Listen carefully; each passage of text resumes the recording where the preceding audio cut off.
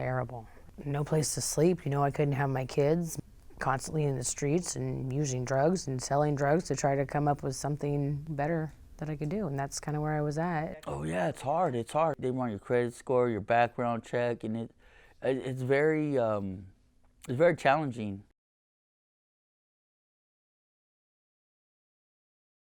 In Marion County, and this isn't atypical throughout the state of Oregon, but you're looking at about 50% of people when they come out from incarceration don't have a place to live. And that can even include, say, couch surfing. That can include a family member. When they come out, they literally are looking for a place to stay or don't know where they can, and commonly have to go to, say, a homeless shelter or someone who knows someone. We are primarily funded through HUD, Housing and Urban Development. We have two primary programs, public housing and Section 8 vouchers. We serve almost 9,000 individuals each day. We are actively trying to find more housing opportunities as we have a wait list of almost 10,000 households. In this market, individuals with criminal backgrounds have some barriers in as much as they either don't have the references they need, and some landlords require references from their previous housing. In addition to that, security deposits. They have a great need for security deposits. Some security deposits are as much as 2.5 months of rent. In addition to that, they need the application fees. They're $40 in some instances, and there's no guarantee that you're going to get the housing even after you make the application.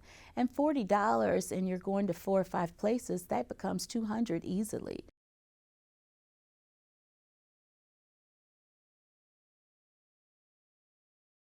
Some individuals can't return to their homes or to their families prior to release. Their family may be listed victims, where they have to work to reestablish contact.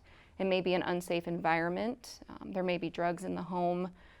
There may be firearms that they aren't allowed to be around.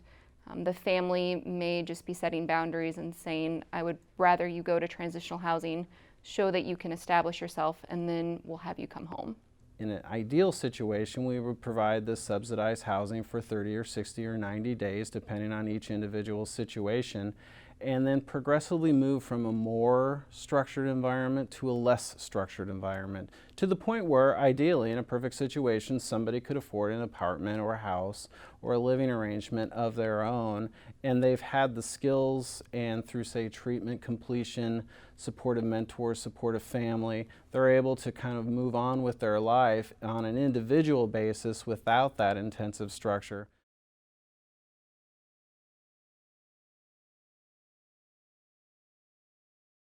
We kind of have, I guess I'll just call it a loose consortium of subsidized housing or housing throughout Marion County, whether it's clean and sober housing, through Oxford Houses, the Union Gospel Mission, which not only is a homeless shelter, but also has some apartments that are available for clients under supervision.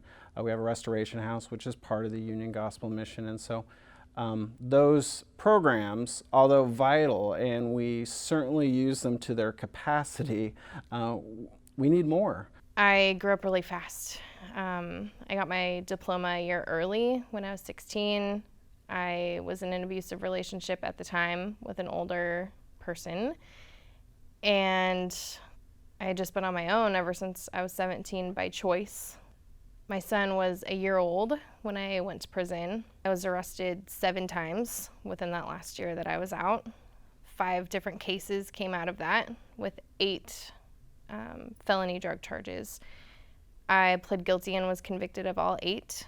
And I was sentenced to 66 months at Coffee Creek with no prior convictions.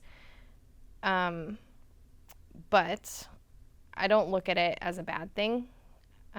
It was hard, and it took me a while to think about what I had done, really think about it, and learn how to be accountable for what I did, and think about everyone else that was affected by it. My incarceration started, I was 23.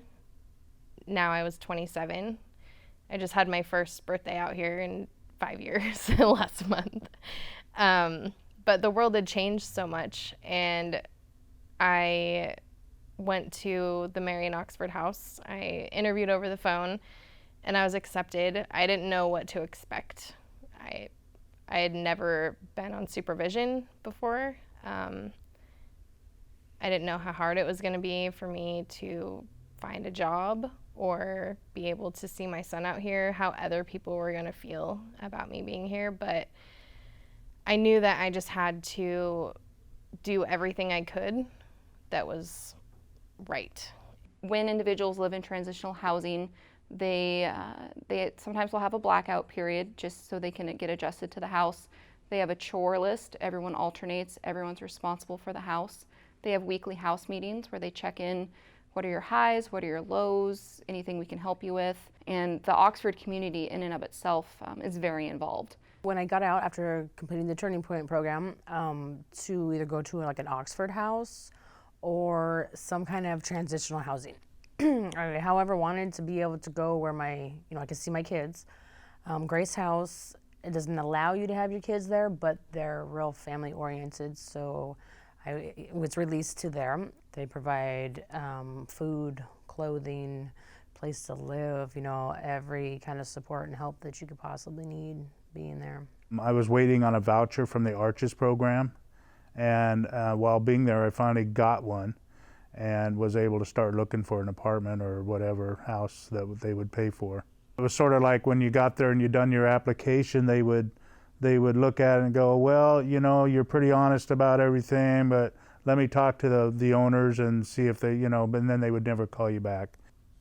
She was a little reluctant too. When I told her my story, I'm like, okay, I probably opened a can of worms there, but after giving me a funny look, she says, well, go ahead and make the application out and I'll see what we can do. And she turned out to be really nice, and she finally called me back after not even being able to get a hold of the PO or anything and said, well, I talked to my husband and he said, everybody deserves a second chance. So they decided to go ahead and rent to me, which I was grateful for sure. And I moved in right away.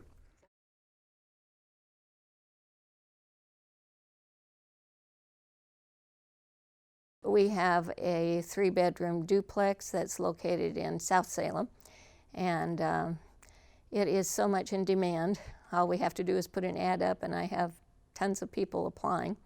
And we also rent out our studio apartment in our own home. In 2010, I had a young man come to our house looking for a space in our studio apartment. And his name was Joe, and he was a most amazing person. He told me all about his history. He was so forthcoming about everything that it really made me feel comfortable with him, and I felt like I'd known him all my life. Well, you know how things go. He was out for 10 months, and he went right back in again.